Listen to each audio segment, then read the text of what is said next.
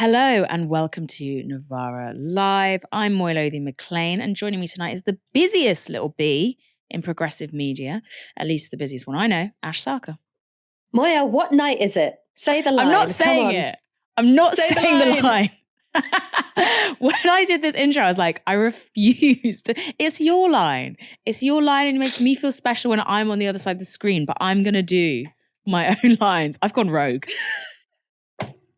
Anyway, coming up later tonight, which is not the night of the ladies, we look at the situation in Gaza after Israel bombed a UN school there, plus Zionist groups run rampage in Jerusalem.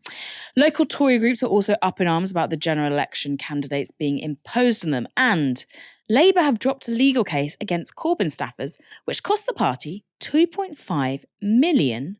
No wonder they need all that big business donation. Stay tuned for all of that. But first of all, we'll be speaking to Faiza Shaheen. Faiza Shaheen is now an independent parliamentary candidate in the North London constituency of Chingford and Woodford Green.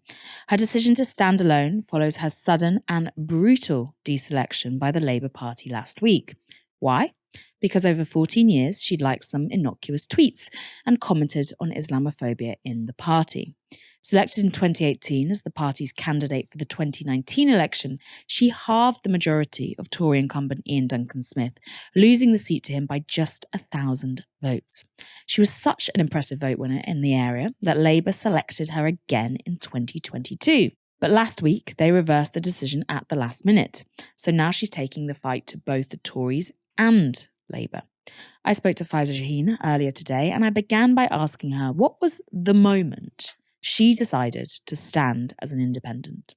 I really didn't think I would do it at all, but a few things. So one is that a local rally was organised for me by two mums I've never met before, I don't think. And when I got there, there were so many people and everyone was like, run independent, please run. I thought, oh, maybe there's more support for me to keep going on this mad journey than I thought. And then also when they said who the candidate would be here, because it's someone from the other side of London that doesn't know us, that I feel wouldn't be the best for this area. And I think for me, had they picked someone local, someone that we were aware of here, I wouldn't have been happy, but I would have let it go. I mean, my Fijian cousins have been texting me to come and just leave there and come on holiday, bring the baby. I probably would have just had a little break. But so that sort of thing. And then just the people coming up to me on the street saying, you've still got my vote, please run as independent. So yeah, it does feel like there is a lot of community support for me here. I'm not saying that it's, enough to win, but there's enough to feel like there's a point in running. What specifically about the Labour candidate is it that you think means she wouldn't be the best representative for Chingford and Woodford Green? We're just a kind of weird place in a way, in the nicest way to say that. Chingford and Woodford Green is on the edge of London, touching Essex. It's kind of 5 different places in once. It's got a lot of wealth. It's got a lot of working class people. The bit I grew up in South Chingford. A little part of it is in Walthamstow. It's just somewhere that's very, very unique, in particular, and the Epping Forest on the other side. It's just not somewhere you can just walk into and think you can be like another cookie cutter Labour MP and represent this area, because there's a reason that it's never had a Labour MP. Say more people own their homes here. That's not to say that there isn't a housing issue, but it's not the same as other parts of London. The main thing that people campaign on here, or Tories campaign on here, is against the Labour councils. And obviously she's coming from working for a Labour council. So it's not personal. I don't know her. But in terms of how she reads to this area, I just know it won't be taken well. Because obviously I grew up here, I live here, I've knocked on like thousands and thousands of doors. And I just don't see it for my area. We're going to get on to your campaign next, but first, let's address the appalling way that you've been treated by Labour. So Labour officials have responded to questions about the selections process that have been asked over the last few days by saying that they want the highest quality of candidates. How do you respond to hearing that? Yeah, I mean, I think it's offensive, and obviously they're trying to put me down. It's just sort of a weird one, isn't it? Because I don't want to buy into, I went to Oxford and all of those things.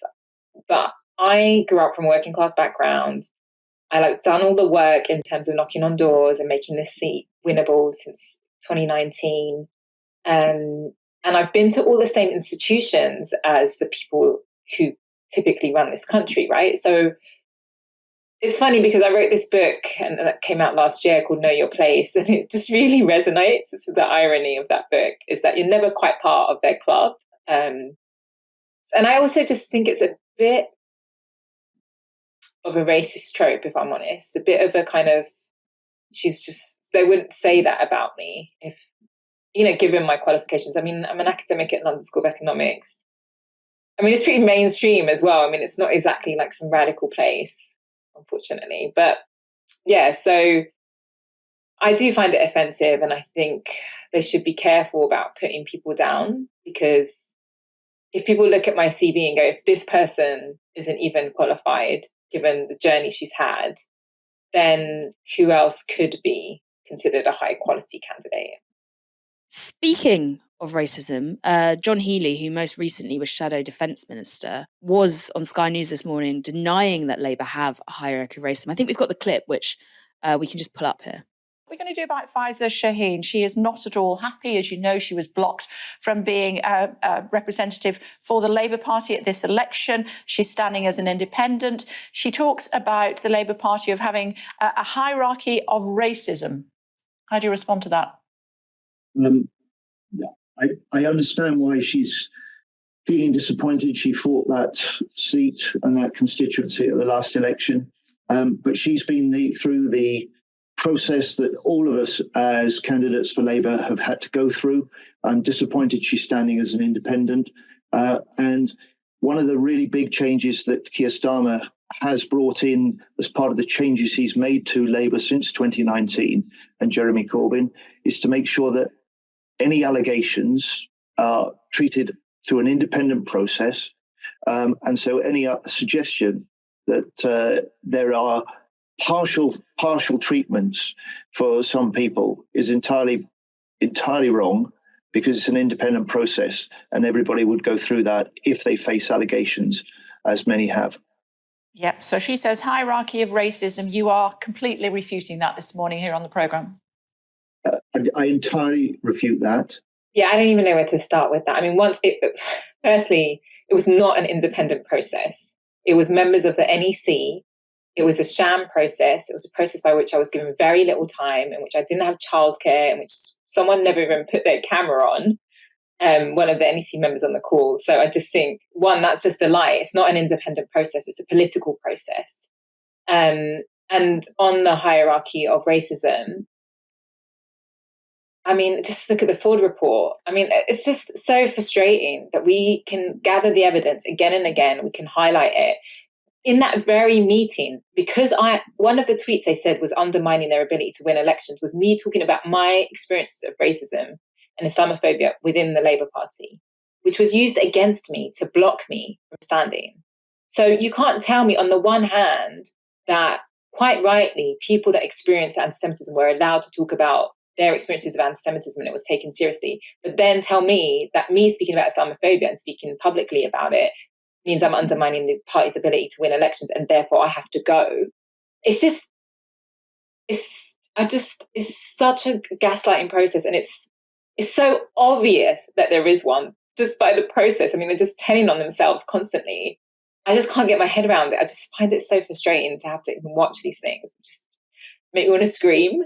I saw someone had tweeted about this and I purposely hadn't watched it because I knew it would just annoy me, and I'm trying to move on and do something more positive for my community right now. Do you think Labour is becoming more institutionally Islamophobic, especially in the wake of their stance on Palestine and what's happening to Palestinians in Gaza? I have been in internal candidate meetings for the last couple of years since I've been a candidate, and obviously when the Gaza stuff happened, I made more effort to go to them to see the level of the conversation and what was being said. And even on the WhatsApp groups, I'm really worried about Islamophobia in the Labour Party. And one day maybe I'll be able to talk more openly and be able to talk about some of the evidence that I found of that. But it absolutely is a problem. There's absolutely a sense of some lives matter more than others. It feels endemic. There's very few people that point that out. There's very few of us messaging each other going, listen to this, can you believe this? On the side. And a few people, when I was vocal about it within those internal meetings, that messaged me afterwards. And that to me worries me, because I think the people going into government and going into Parliament as Labour candidates, I didn't get a sense that the vast majority of them will speak out about these issues.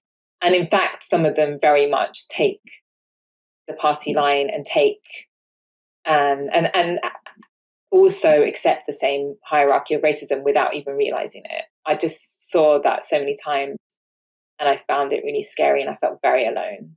You left Labour on Tuesday. Some have questioned why you stayed so long. What was your motivation to stay in the party? Firstly, it's not me that's gone rogue, it's the Labour Party that's gone rogue. I have socialist values. My values around trade unions, around public ownership, around community empowerment, around the working class, those are all values that the Labour Party has traditionally stood for.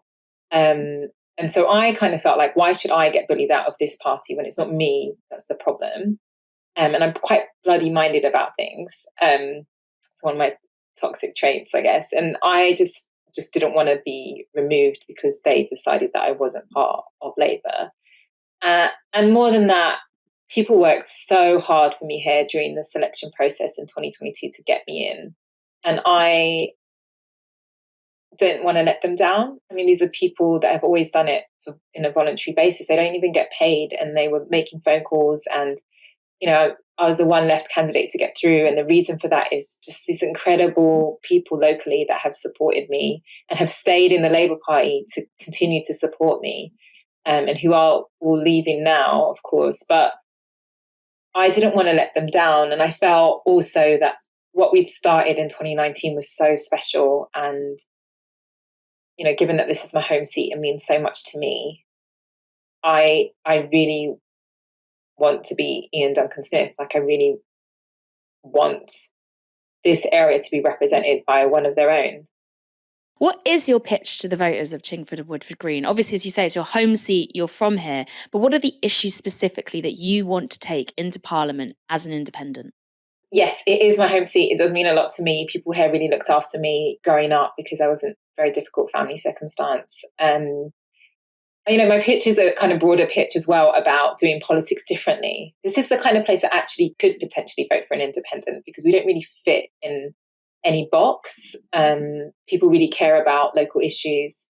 And so locally, there's things like Whips Cross, which is the hospital, which Ian Duncan Smith has said for years that the funding's available for, but nothing has happened. There's local issues like a closed bridge. Those things are going to be really part and parcel of what I want to focus on. Going into Parliament, I think I've just got so much more room now to talk about, all the things that I really care about and I've worked on for a long time, like inequality, public services, the environment, creating good jobs through green investment, peace, and stopping arms sales, but also things like proportional representation, which we were barred from saying we supported under this leadership. In the last year, we were told to say it's not a priority.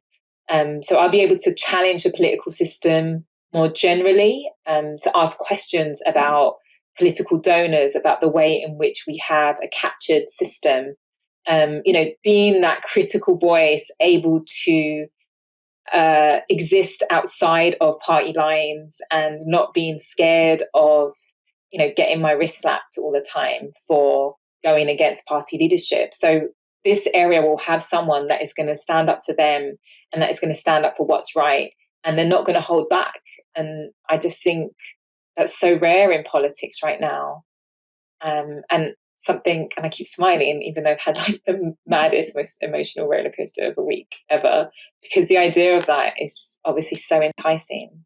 What's next for your campaign? Where can people go if they want to get involved? So firstly, sign up on my website, faizashaheen.co.uk. This is going to be a people-powered campaign.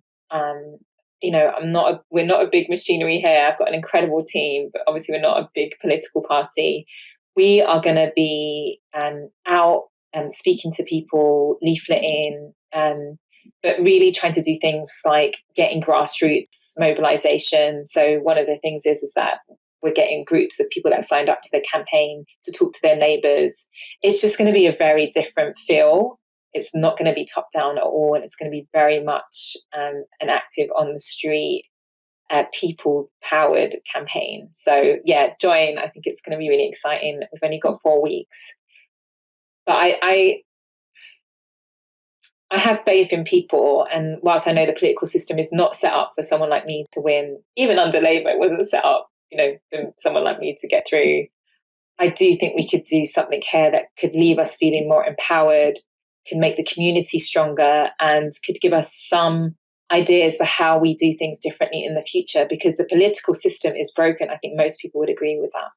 The 2024 general election may be remembered as one of the most undemocratic in modern history. That's because of what's been happening before voters even get to the polls. See, before people can run to be MPs on behalf of a party, they have to be approved by that party. And the details of this process differs between parties, but usually involves the input of the internal parliamentary mechanism and local members. Not so in this election for Labour and the Conservatives, because both parties have been circumventing the standard selection procedure in several safe seats. Now, we've covered Labour's egregious bypassing of local constituency parties in order to parachute NEC members and Starmer allies into sewn-up safe seats. But the Conservatives are very much at it too. This is Richard Holden.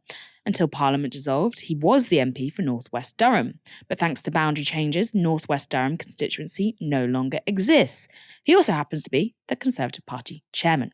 So for months, Holden has been looking for a new place to hole up in. And with candidate deadlines on Friday, he finally found one last night in Essex. Holden has been selected as the Conservative candidate for Basildon and Billericay. It's a safe seat 300 miles from his former constituency. Holden was the only candidate put forward for the seat by CCHQ. The local Conservative Association is furious. They say that not only have local members not had a say in Holden's selection, but also that the seat had been deliberately kept open for months and Holden parachuted in at the last minute. Basildon Council's Conservative group leader even said he would not campaign for Holden. Similar waves are being made in Scotland too. Scottish Conservatives leader Douglas Ross was supposed to be standing down as a Westminster MP to focus on the Scottish Parliament, but he's had a change of heart, which is fitting for a man they call 3 jobs. And to make way for Ross, the Conservatives have booted out the existing Tory candidate for Aberdeenshire North and Moray East, David Dygert. Am I saying this right? No. David Dygert was deselected at the last minute by the Scottish Conservative Management Board. Dygert recently had spinal surgery, so the Conservatives are spinning the decision as one made on, quote, health grounds. But Dygert himself disagrees. Writing on social media, he said this: "Last week, I informed you of my rehabilitation progress and how I was looking forward to campaigning, albeit without knocking on doors, for the upcoming election. I'm pleased to say that my recovery programme is well on schedule thanks to the excellent NHS staff in Queen Elizabeth's Hospital's Spinal Injury Unit. Notwithstanding this, and despite my having been adopted by our local members, the Scottish Conservative and Unionist Party has informed me tonight that they have decided not to put me forward as their chosen candidate." Ash, modern political parties have always done some fiddling about to get candidates into Parliament, but at this rate, it feels like we're heading back to rotten borough territory. What do you think? I would say it's not quite rotten borough territory. The idea of a rotten borough, which really ceased to exist after, around 1832, was that basically some constituencies were so small that a tiny, tiny selectorate would pick an MP, that someone basically owned the borough.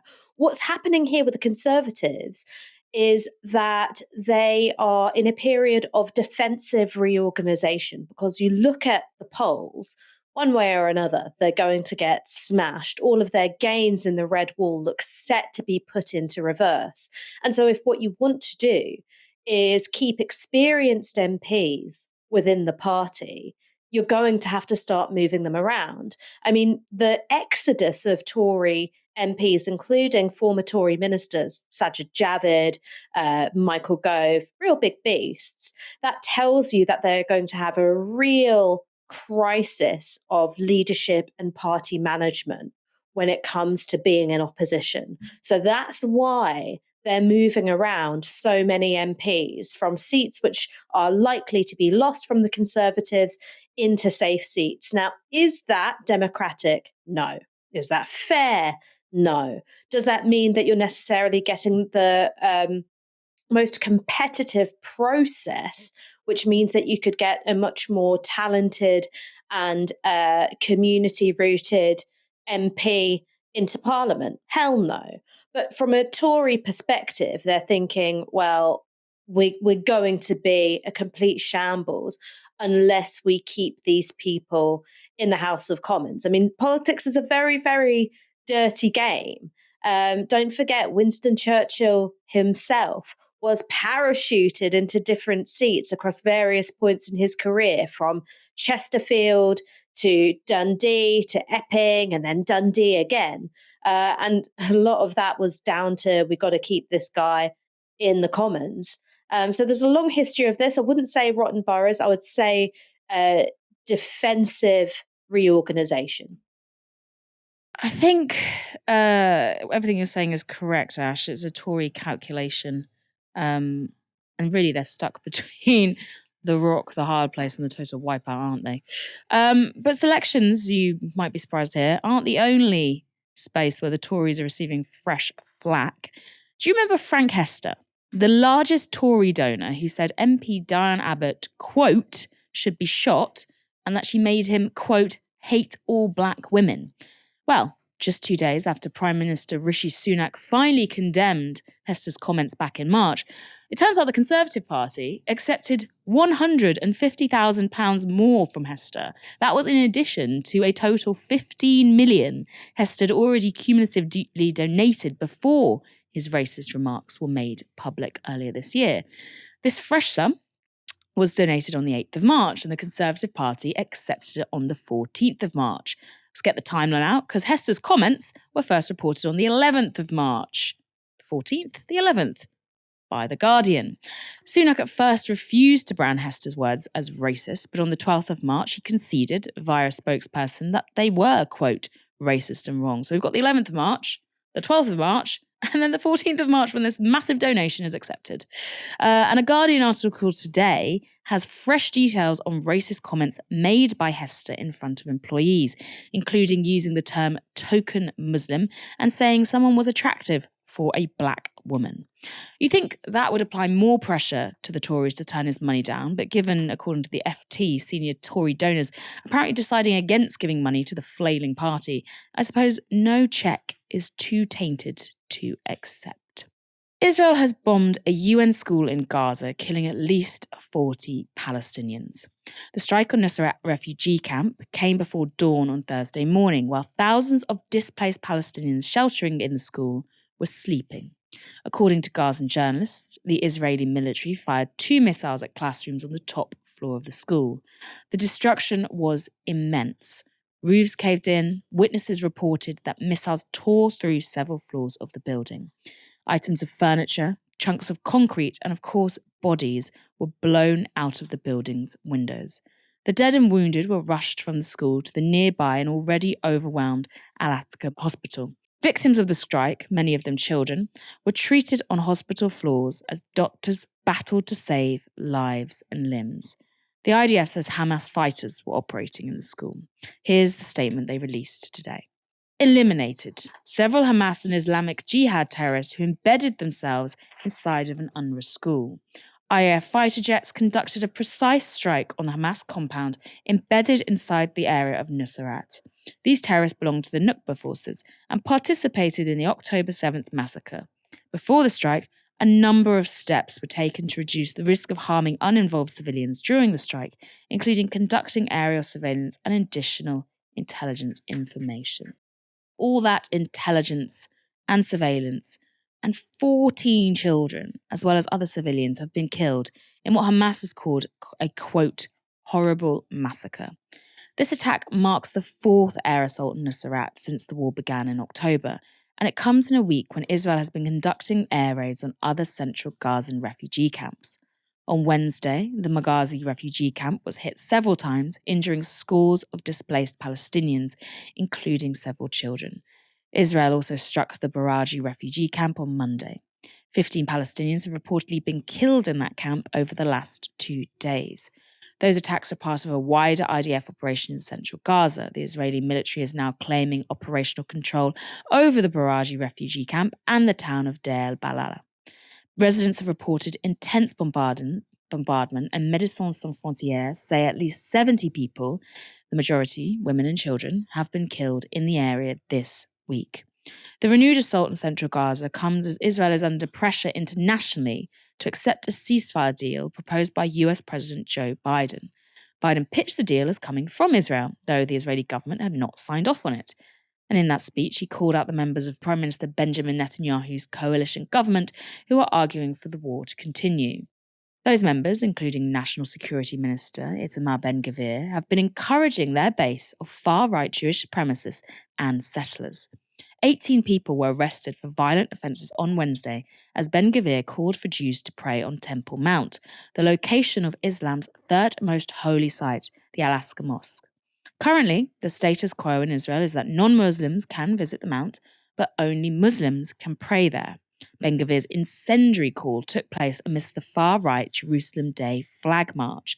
Thousands of ultra-nationalist Israelis marched through occupied East Jerusalem, abusing and even assaulting Palestinian residents and shopkeepers. And several hundred also managed to storm the Al-Aqsa Mosque itself.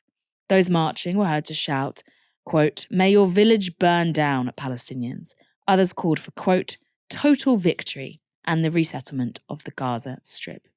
Netanyahu so far appears to be listening to the extreme wing of his coalition, and why not? He's been conducting a genocide according to what they want, ramping up hostilities in Gaza and calling up 50,000 reservist troops for a possible war with Lebanon. But his more moderate war cabinet members are threatening to bolt, with Benny Gantz apparently telling the Prime Minister he has until Saturday to agree a plan for the end of the war in Gaza. We shall see whether that threat is made good.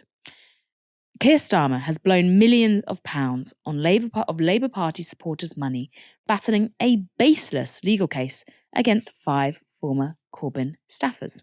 Now Starmer has decided to bin the long-running case, described by one former shadow cabinet minister as, quote, "a clear case of political lawfare." The case revolves around the so-called Labour leaks of 2020. That involved the release of an internal party report into Jeremy Corbyn's handling of anti-Semitism and Islamophobia. This report was released to the media. The leaked report showed that the hostility to Corbyn from the right of the party had hindered his attempts to tackle claims of anti-Semitism. It also made public the shocking levels of racism and sexism that black MPs like Diane Abbott and Dawn Butler had to face from Labour right staff. And it even revealed that Labour officials who opposed Corbyn's leadership of the party actively worked to lose Labour the 2017 general election. Instead of tackling those accusations when the report leaked shortly after Keir Starmer's election as Labour leader, the party instead moved to harass 5 members of Corbyn's former staff through the courts. The individuals that the party alleged were responsible for the leaks were Corbyn's former Chief of Staff, Carrie Murphy, his Communications Director, Seamus Milne, and junior staffers Georgie Robertson, Harry Hayball, and Laura Murray. The party argued in court that they had formed a, quote, "conspiracy to leak the report with the aim of, quote, disrupting or embarrassing the then new leadership of the defendant under Keir Starmer." The case was directed by Alex Barris Curtis, Labour's Executive Director of Legal Affairs. Previously described to Novara Media as, quote, inexperienced and out of his depth, he was said to be operating with little or no oversight from the Labour leadership. He admitted in court in 2021 that, quote, there is no smoking gun which shows demonstrably and beyond any doubt that a particular individual was the source of the leak. But despite that, Barris Curtis continued to pursue the case. The known costs of the various suits are around £2.5 million, although the actual price tag will inevitably be much, much higher. And amazingly, Barris Curtis has now been rewarded for this now abandoned debacle. Like so many of Starmer's Labour right friends in the party machinery, Barras Curtis has failed upwards, straight into a safe seat in Cardiff. On Barras Curtis' selection, a former Labour cabinet minister said this. The parachuting of Alex Barras Curtis into a safe Labour seat is a disgrace now we know what he is responsible for. This Starmer-appointed official has spent millions of pounds of the Labour Party's money dragging former party employees through the courts for 4 years, pursuing a pointless and failed political vendetta. Just another one of Keir Starmer's so-called high-quality candidates being dumped on the voters. Ash, what does the dropping of this case signify, if anything? So I think strategically, the imposition of candidates in safe seats for Labour is quite different from what the strategy is for the Conservative Party. As I mentioned earlier, for the Conservative Party, it's basically defensive reorganisation. So keeping people in the Commons who you'd otherwise lose, because otherwise you're going to lose all of that political experience. For Labour, it's about advancing a particular faction and keeping them in positions of political power and influence. So we've seen it with Luke Akehurst, who sits on the party's governing body, NEC, a professional Israel lobbyist, other members of the NEC, including individuals who sat on the panel which informed Faiza Shaheen that her campaign as a Labour candidate had been suspended. They've been rewarded with safe Labour seats. And so the individual who was behind what I think is an obviously vindictive legal case against 5 left-wing Labour staffers who couldn't be definitively tied to the League, I think that's entirely in keeping with what this political project is about. It's not about having the best possible candidates, the highest caliber candidates, as Keir Starmer liked to put it. It's about, I think, what's a nice way I can put this? Because I'm trying to find like a politically correct way of saying, putting briefcase wankers in the House of Commons, but I don't think that's something that I can really say on a live stream. It's about, I think, rewarding factional operators who aren't necessarily particularly talented, aren't necessarily tied to these constituencies and feel deeply in their bones that they've got a calling to represent them. It's about keeping these very factional operators in positions of power. It's about marginalising the left and rewarding those who helped to do so. Now, when it comes to these particular 5 former staffers, can you imagine what it must feel like to have a legal case like this hanging over your head for 4 years? The vast sums of money involved, the idea that you might have not only your own legal costs to pay for, but from the Labour side as well, that must have been completely debilitating and anxiety inducing. There's a huge amount of cruelty when it comes to this particular kind of factionalism. And I think we saw that cruelty in the treatment and humiliation of Faiza Shaheen and Diane Abbott as well. And this isn't just about who gets which seat. Over £1 million of party money, members' money, is involved here. Now, if you were part of a business, if you were part of a corporation and you spent millions of pounds on a completely failed endeavour, you'd be fired. In the Labour Party, you're rewarded with a safe parliamentary seat, which obviously will come at the taxpayer's expense. I think that tells you a lot about the Labour Party's priorities, and it's not good. So it comes at the Labour members' expense, and then you get paid by the taxpayer once you get in a safe seat. I do want to just follow up quickly, Ash, because I'm interested in why now? Why after 4 years they've decided to drop this case? Do you think it's because they've decided the Corbynite left, as they put it, is no longer worth going after? Or is it the election just came along and they're like, right, we need to stop wasting money on this. We've tortured them enough. The psychological torture has been enough. We may as well stop now. Like, what was the reason? What was the reason? What is the reason? I think that it's a case that they didn't necessarily have a strong chance of winning. And also the way civil cases work are quite different from criminal cases. So the way civil cases work is that both parties are strongly encouraged by the court system to reach an agreement outside of court. And I think that's why you've got this, the way in which money is used as leverage to reach a settlement, because even if you're successful, you might have to pay for some of the costs. On the other side, you're taking a huge financial risk. So that's the first thing. Vast sums of money involved. The system is incentivizing you to settle out of court. The second thing is that Labour might not have won, and that would have been tremendously embarrassing. And the third thing is that the case rumbling on, even though it was being memory holed by an awful lot of political journalists out there, it's still making a bit too much noise. And so every time there's coverage of this case, journalists are going to have to make a reference to both the leaked report, which exposed horrendous bullying, factionalism, misogyny, and racism within the Labour Party, enacted predominantly by the Labour right. And secondly, it forces journalists to talk about the Ford report, which warned that there were perceptions of a hierarchy of racism operating in Labour. Now, while Keir Starmer has been in a honeymoon period, he hasn't been subject to intense scrutiny yet by the media. That's kind of fine. But 6 months into a Labour government, 12 months into a Labour government, they might not be in a position to withstand that kind of media coverage. So I think it was a strategic decision, partly, but also that's just kind of how civil cases work.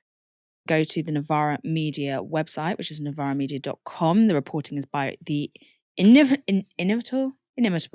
I can't say words. The amazing Rivka Brown, who has also got a big profile on Josh Simons, the 30-year-old director of Labour Together, who has just found himself also parachuted into a Labour safe seat in Makerfield. And we also have a story on Douglas Ross, the Scottish Conservative leader, who has come back to and decided he's restanding for Westminster, and how he built his career on persecuting travellers. Welsh First Minister Vaughan Gething isn't even 3 months into the job, but he's already managed to lose a no-confidence vote on his premiership. The motion was proposed after Gething became mired in a series of scandals. These included accepting a £200,000 leadership campaign donation from Dawson Environmental Group, a company that had previously received a £400,000 loan from a Welsh government department overseen by Gething. The further revelation that David Neal, owner of DEG, had previously been found guilty of environmental offences, and another business of Neal's was under criminal investigation at the time of the loan. There was also questions around the deletion of Gething's personal WhatsApp messages before the beginning of the COVID-19 inquiry. Gething served as Wales' health minister from 2016 to 2021, and messages were leaked saying that he was deliberately deleting his messages before that inquiry started. And the scandal includes the sacking of former minister Hannah Blythen, alleging that she had leaked Gething's messages about deleting his COVID communications to the media. Blythen denies this accusation. So in that vote yesterday, Gething was narrowly expected to survive. But then, news broke that 2 members of Welsh Labour, Gething's party, would be absent from the Senedd due to illness. And suddenly, Gething was 2 votes short of the majority he needed. And he suddenly didn't seem very confident, because these were the scenes in the Senedd before the no-confidence vote took place. When I'm out knocking doors in the Cynon Valley and speaking to people there, as I am every weekend, and increasingly now on weeknights too, the issues that they want to talk about are clear. A cost of living crisis. Tory government which has starved our public services and brought the country to its knees. Yes, that was Gething crying. His tears were prescient. He lost the vote by 29 to 27. However, the vote was non-binding, which means he doesn't have to stand down, despite all 3 Welsh opposition parties demanding that he does. Gething has insisted he's going absolutely nowhere. This is what he told Sky News following the motion passing. Well, obviously, it's a very disappointing afternoon to go into the Senedd for what is a transparent gimmick in the general election, led by the Welsh Conservatives, to go into a position where the ill health in two of our members has affected the outcome. The two Welsh Labour Senedd members he refers to there, well, one is Hannah Blythen. That is the person he sacked on allegations of leaking to the press. And the other one is Lee Waters. Waters has been a very vocal critic of Gething accepting that £200,000 donation. He called it, quote, unjustifiable and wrong. Welsh Labour are insisting both Waters and Blythen would have voted for Gething if they were present on Tuesday. And they probably would have if they'd been present, because Welsh Labour is very disciplined, which is likely why they conveniently found themselves struck down with illness. Earlier today, I caught up with Dan Evans, a writer and trade unionist based in Cardiff, and I started by asking whether the results of the no confidence vote came as a shock. Just before the vote, the story leaked that two Labour AMs were going to be away, so it was almost a foregone conclusion, but a massive surprise. What did you think when you saw Gething crying in the chamber and then you heard that that motion had indeed passed? I haven't really got, I think, the stomach for politics because I instinctively felt sorry for him, even though I don't particularly like him. I'm not. I realised I couldn't be a politician. I mean, it's hubris. You know, I mean, it's really, it was a man who I think was just witnessing the downfall of the total collapse of his political ambition. I mean, he's totally isolated within the Labour group. He was being defended by some, I mean, I was going to say the dregs, but, you know, his cabinet, you know, there really isn't sort of a cabinet of all the talents. So maybe that was why he was crying as well, because like the people he had defended him were not the best and brightest. And he must know, I think, that his position is no longer tenable. He's insisted that he's staying. How long can he keep up this line? This is sort of the absolute extent that of the pressure that the Senedd can bring to bear on him. Although I do think it's part of an ongoing slow coup from the Labour group. They're going to probably just keep trying to sort of get rid of him, death by a thousand cuts. But I mean, that's also a measure of one might say, either the strength of character or the arrogance, depending on how you look at him, that he's just going to keep going. Ultimately, the decision, I think, will not come within Wales. It'll come from Keir Starmer. And as I said last time, it all depends, you know, when Starmer thinks enough is enough, you've become an electoral liability. Talking about the election, it's basically a foregone conclusion that Welsh Labour will, you know, probably clean up in the general election. But do you think this will do damage in the next devolved election? Yeah, 100%. Like this has done irreparable damage to the Welsh Labour brand. It's doing damage to the brand every day that he's in power. It's doing damage to the brand. He's caused a division in the Labour group in the Senedd, which is unprecedented. You know, I think maybe going back 20 years when Alan Michael was parachuted in, that's the last time they've been this divided. As I said last time, the one thing that you can say about Welsh Labour is they're disciplined. They are normally united in the face of a threat, of external threat, but he has alienated all of them, it would appear, and he's just left with this sort of rump of, you know, a very small, not particularly impressive support. Politically, who's benefiting from this? Because it's probably not Plaid. Is it the Tories? Is it the Liberal Democrats? Yeah, difficult one to say. I think in the general election, Reform are going to eat into the Conservative vote in Wales. I think Reform are going to do very well. All this is grist for the mill, is that the word? For people who want to abolish the Senedd, because what you were seeing the other day was basically, and what you've seen with Gething, with this sort of talk of corruption, is what people who wanted to abolish devolution have been saying for 20 odd years. So, you know, I expect the anti-devolution sentiment to rise. The polls are suggesting Plaid will do a little bit better in the devolved elections. I expect the Tory vote will go up again in the devolved elections. But yeah, it's a difficult one to say. I do think, though, it will impact on the Labour vote. I know last time we talked a bit about the fact that this had cut through to the Welsh electorate. Do you know what sort of impact this no confidence motion passing is having? Is it making people feel, you know, less trusting of their politicians? Yeah, interesting, because a lot of the people implied, a lot of the Conservative, a lot of the political commentators dislike Gething because they're arguing that he's brought the Senedd into disrepute. You know, he's undermining faith in Welsh politics. The problem is that there's never been much faith in the Senedd or in politics in Wales anyway. Like there's not much faith in politicians. You've got a very disengaged, very disillusioned electorate, and they are always overlooked by the commentariat, by all political parties. So I don't really. All I think that's happening is it is reinforcing this huge alienation and from politics that is felt in Wales, as well as being felt across the UK. We've seen it in places like Clacton, and I just predict that disengagement, disenfranchisement is just going to rise, and there's only going to be one winner there, and that's the populist right. The battle between the Tories and Labour is traditionally economic. Conservatives tend to embody free market, small state views, while Labour has usually supported wealth redistribution and greater state involvement. But in this election, there isn't very much between them when it comes to economic thinking. At the moment, bold, transformative ideas seem the sole domain of smaller parties, like the Greens. This was their deputy leader, Zack Polanski, on Sky News. You are suggesting, as part of your health and social care policy, that you want an extra £50 billion per year by 2030 to pay for it. What is it, and where will you get the money from? Yes, so we need to defend our National Health Service. For 14 years, there's been massive austerity and underinvestment in the National Health Service. And we hear stories time and time again of patients in beds, of people not being able to get care, and certainly not being able to see a GP on the same day when they need it. And before that, from the Labour Party, we had private finance initiatives that have left a lot of those trusts and cares in massive, huge debt. So politicians need to be really honest with the public and say this isn't about moving small pots of money. Ultimately, we need this huge investment. Now, your question is totally fair. Where are we going to get that money from?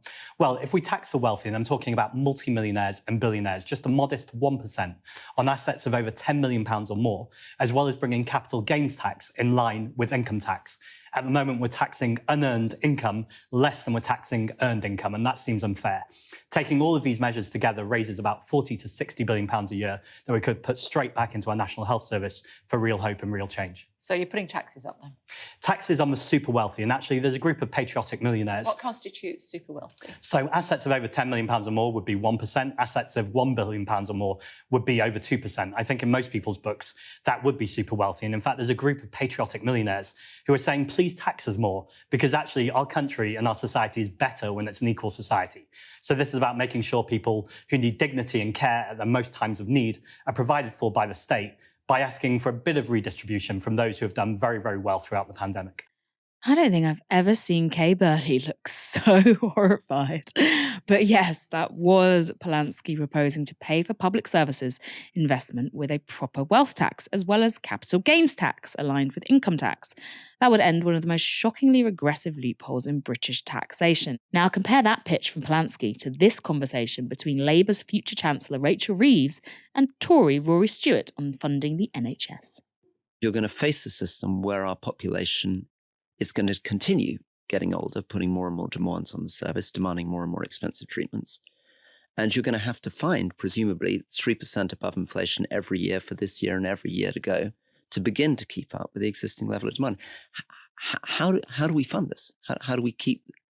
Education's easier than health. I mean, this could have been said in 1997 as well. You know, the NHS, you can't rescue it, it's not going to work. We know what happened there. Yeah, but Gordon Brown borrowed an enormous amount of money, and then the 2008 financial crisis came around and we ended up in a bit of trouble. So there is a way of doing this. Oh, wait a second. Like, what was borrowing? Just remind me what government debt was when Labour lost office in 2010, Rory. What was it as a percentage of GDP? So there was a deficit running at 130 billion at the point where they went, right? And debt as a share of GDP was 60%. What is it now, Rory? It's higher, but I'm not... Yeah, it's nearly 100% of GDP. So I don't need lectures, Rory. I don't need lectures from you. I'm not particularly lecturing you. You're asking me, how did they do it? They did it by borrowing a lot of money, and you're not going to do that. Right, well, this government have borrowed a lot of money and things are an absolute mess. It's about how you run things. And that's why Wes talks about... You've asked a question. Okay. So it's also about how you run things. And that's why Wes has spoken about reform of public services rather than just money. But it's also why we've set out how we will tax the non-doms properly, which your party's had 14 years to do and never has. Tiny amounts of money, Rachel, tiny amounts. $5 billion a year. Tiny amounts for the NHS. £5 billion is a small amount of money. For what you need for the NHS, come on, yes. Rory. That was a masterclass in deflection from Reeves. Faux outrage, check. Turning the tables, check. dismissiveness check. It's basically Darvo. And yet she couldn't answer that very simple question. How are you going to economically sustain, yet alone improve the NHS with an economic plan that's ruled out both big taxation and borrowing? Later in that interview, Reeves said she'd fund it by growing the economy. Simple, as New Labour did. But New Labour inherited a booming economy. Starmer's Labour is inheriting a dying one, basically flatlining. Another issue that Labour have been pretty weak on is Israel's war in Gaza. Novara's own Ash Sarkar recently interviewed Zack Polanski, and here's what the Greens deputy leader said about how the two parties differ on the issue. The Labour Party, I've been saying for a long time, have been complicit in what's happening in Gaza, but I think it's worse than that. I think they've been enabling it. To see Keir Starmer go out on TV and say that he defends the right to cut off water and electricity, he says that's not what he meant, but Emily Thornberry was literally out doubling down on what he said. I think if that's not what he meant, people can make mistakes, and we're more than one mistake, but my God, what a mistake to make. You need to make an apology, and you need to make that really, really clear, and that has not happened from the Labour Party. So I think a very clear dividing line in this election, and it doesn't get much more clear in division, is between a party that have actively cheered on warmongers, cheered on, as I said, is that fair? I do think it's fair, because actually, at moments when they could have said, no, this has gone too far, we had Rishi Sunak saying to Benjamin Netanyahu, we hope you win. We stand with you until we win. No one's winning here. The only thing that's winning is death and destruction. Ash, what else did you take from that interview with Zack? What were the top lines? Well, I'll start by talking about what I think the Green Party's strengths are, and then I'm going to talk about their weaknesses. One of the things that was very striking about the interview with Zack Polanski, and I think you also saw that in that Kay Burley interview, is that the Green Party is clearly positioning itself to take up some of that Corbynite space. So by saying, we're going to fund the NHS by significant amounts, an extra 50 billion a year, and we're going to do that by taxing the wealthy. Well, that's the Labour 2017 manifesto, basically. And those are popular policies. Even a majority of Conservative voters are in favour of a wealth tax. Pretty much every single voting cohort wants to see more money for the NHS. And I think that's also why when Boris Johnson, I think it was, proposed an increase in national insurance in order to fund the NHS more. While that's definitely an unfair form of taxation because it's targeting workers' money rather than, as you put it, this passive, wealth building that comes from owning assets. There was a great deal of public support for it because people want money for the NHS. So that's an area where the Green Party are strong because it is putting, clear water between themselves, Labour, and the Conservative Party as well. Of course, when it comes to the environment and taking climate change as seriously as it ought to be, as the single biggest issue facing us as a species, the Greens have a clear advantage because this has been their beat for very many years. And I think also when it comes to Gaza, by calling it a genocide from very early on, by calling for a ceasefire very early on, whereas Labour and the Conservatives were both dragging their heels. Zack Polanski also made reference to that infamous LBC interview by Keir Starmer. The Greens have also positioned themselves to pick up votes where ordinarily they wouldn't. And I think that you saw them reap some of the rewards for that in the most recent local elections. They picked up seats in parts of the country where you wouldn't normally expect the Greens to pick up seats. So the Northeast, Leeds, working class wards and constituencies, this is sort of a new area for the Greens who've tended to do better where there are lots of students like Brighton and perhaps Bristol Central, and in rural seats where they can pick up council seats because there are, perhaps more economically right-wing voters, but they feel very, very strongly about their local environment. So that's the strengths of the Greens, and I think that they were very well articulated by Zack Polanski. But I think if you watch the interview that I did with him, and you see the portions, particularly on high-speed rail and HS2, that's where you see the tension that the Green Party are sitting on sort of come apart at the seams a bit.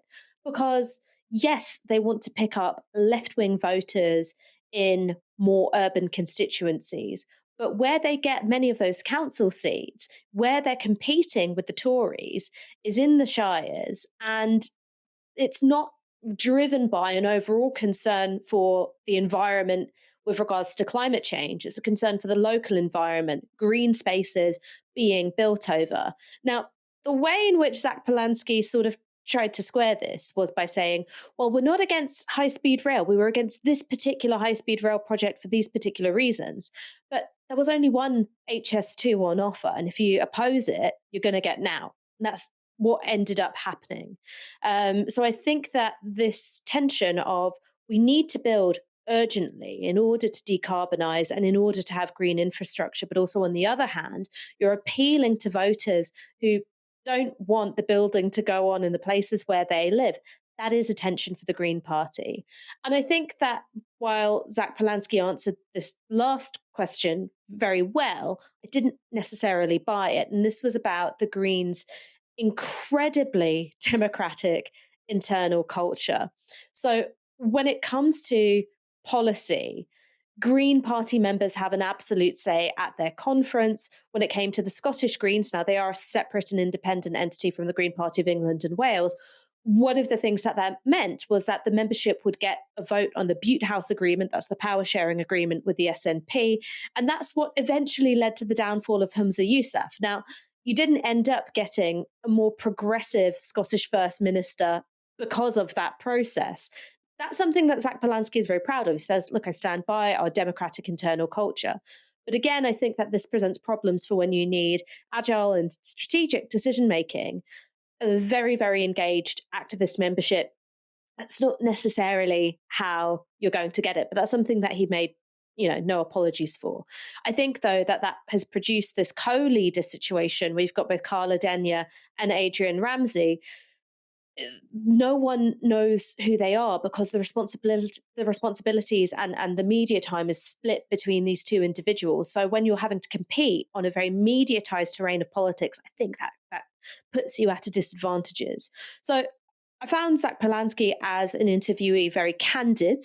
I think that he absolutely answered questions as honestly as he could. I think that there were strengths. I think that there were weaknesses, and I very much encourage our viewers to check it out for themselves and make their minds up. A problem that plagues a lot of progressive organisations, from media to political. Do we lead by committee? Do we have a hierarchy, or do we lead by full co-op? And as Ash says, if you want to watch more of that interview with Zack Polanski, then the link will be in the YouTube description below. Now, that is all from us tonight, folks. Thank you very much, Ash, for joining me on tonight's show. Go on, say the line. What night was it, Moya? Come on, it was ladies' night. It was ladies' night, and the feeling's right.